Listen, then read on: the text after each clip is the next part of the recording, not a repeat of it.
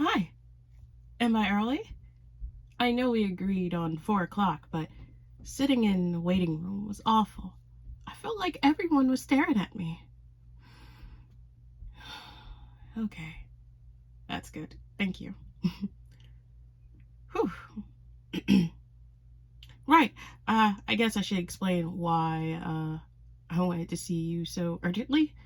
Uh, um, I know I said that there are other people out here, potential partners, plenty more fish in the sea, but, I don't want them. Uh, why should I have to find new connection when my ex is still out there, laying by someone else's side? I still love them.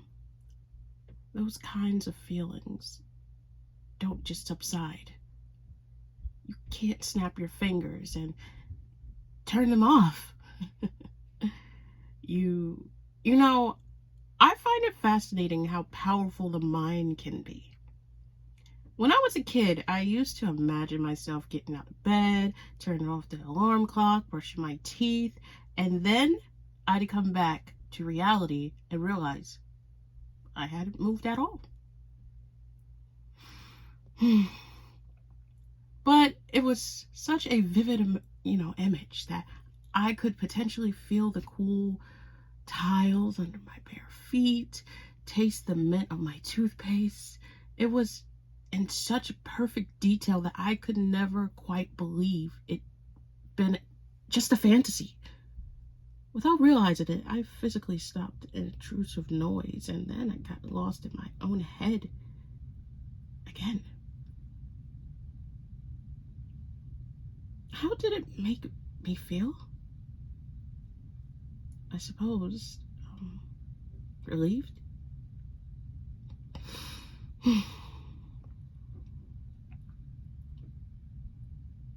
As I grew up, my mind started to wander into dark places. I'd visualize my friends in horrific scenarios like having accidents at work or on the road. I'd fall deep into those thoughts and then I'd snap out of them with a dry mouth and heart pounding. It was a relief to ground myself again, to understand that nothing bad had actually happened. Some people drink or take drugs in order to experience that kind of thing. I never needed any. In fact, a clear head is the ideal condition for a scenario to manifest. Maybe I should start drinking or do something to get rid of the intense sobriety. No, I don't think you understand how crowded my head is. If you knew how loud these voices were screaming, you'd encourage me to do anything, and I mean anything I could do to shut them up.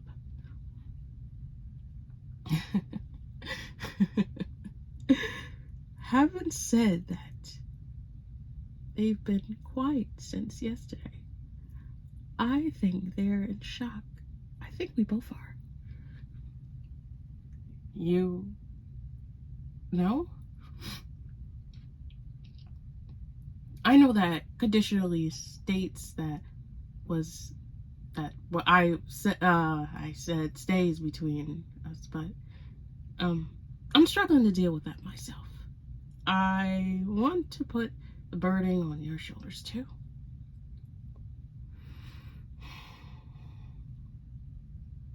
All right, I'll tell you.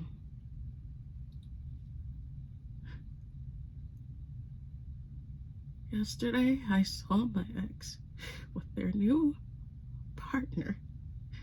They look so happy together. I think they might really love them. I didn't stand a chance, so I tried to leave them alone. I did, but dang. I couldn't help myself, and I sat down and fantasized about ripping them